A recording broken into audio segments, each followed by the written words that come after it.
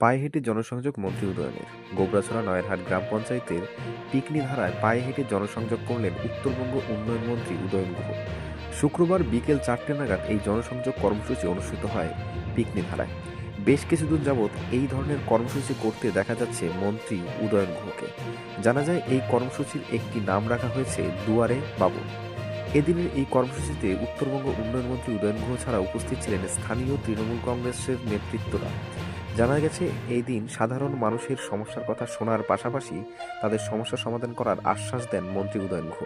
কর্মসূচি শেষে কি জানালেন উত্তরবঙ্গ উন্নয়ন মন্ত্রী উদয়ন গুহ শুনুন। নয়ারহাট থেকে সমীর হোসেনের report, S Bangla digital.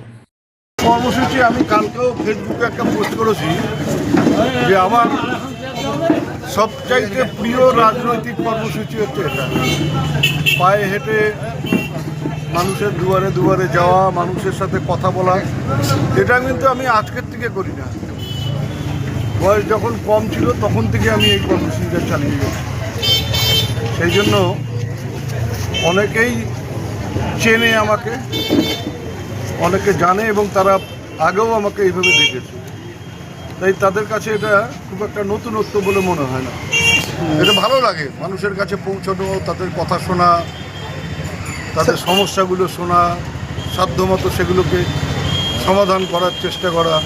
Sir বললাম একটা বিষয়, সেটা হচ্ছে একটা শ্মশানের দাবি ছিল, সেটা কতটা কার্যকরিত হবে? এটা তো বলা যেতে পারে যে এটা হয়েই গেল, কারণ আমার বিধায়ক এলাকা উন্নয়নের এই বছরের তহবিলে এখনও 23 লক্ষ টাকা রয়েছে। সেটা শুনে নিয়ে আমি ব্লক সভাপতি এবং অন্যান্য যারা নেতৃত্ব ছিল আমার সাথে, তাদের বলে দিলাম যে স্কিম করার জন্য ওইখানে পিকনিধারাতে একটা শ্মশান আমরা 3 মাসের মধ্যে করব। আরও একটা শ্মশানের দাবি আছে, সেটাও আমরা এই আর্থিক বছরের মধ্যেই শেষ করে দেবো। স্যার আপনি তো সব জায়গায় ঘুরলেন, দেখা গেল কিছু মানুষ রয়েছেন তারা একদম মধ্যবিত্ত মানুষ, দিন আনে দিন খায়, তাদের ঘরের লিস্টে ফার্স্ট ঘরের লিস্টে নাম নেই। এটা তো সম্ভব না, কারণ আমাদের রাজ্যে 10 কোটি মানুষ বাস।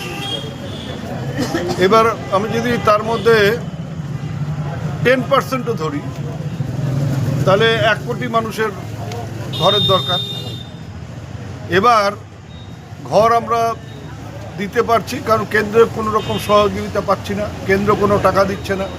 রাজ্য সরকার নিজের টাকার থেকে এই ঘরের জন্য টাকা দেবে 1,20,000 টাকা করে, এবং সেই টাকা দেওয়া হবে 11.5 লক্ষ মানুষকে। তা কাজেই সবাইকে আমরা সন্তুষ্ট করতে পারছি না।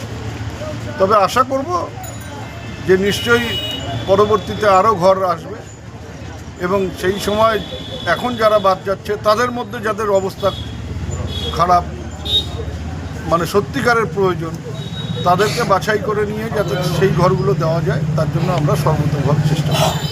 আপনি কি বাইক বা স্কুটার কেনার কথা ভাবছেন? তাহলে এখনই চলে আসুন দিনহাটা ইয়ামাহা অটো সেন্টারে এবং নিজ হাতে পছন্দ করে নিয়ে যান আপনার স্বপ্নের বাইক বা স্কুটার। আমাদের এখানে রয়েছে বিভিন্ন মডেলের বাইক ও স্কুটারের বিশাল সমাহার। রয়েছে স্বল্প ডাউন পেমেন্ট, ন্যূনতম ডকুমেন্টস ও সহজ ইএমআই এর সুবিধা। এছাড়াও রয়েছে যে কোনো কোম্পানির পুরনো গাড়ি এক্সচেঞ্জের সুবিধা। তাই আর দেরি না করে এখনই যোগাযোগ করুন দিনহাটা ইয়ামাহা অটো সেন্টারে।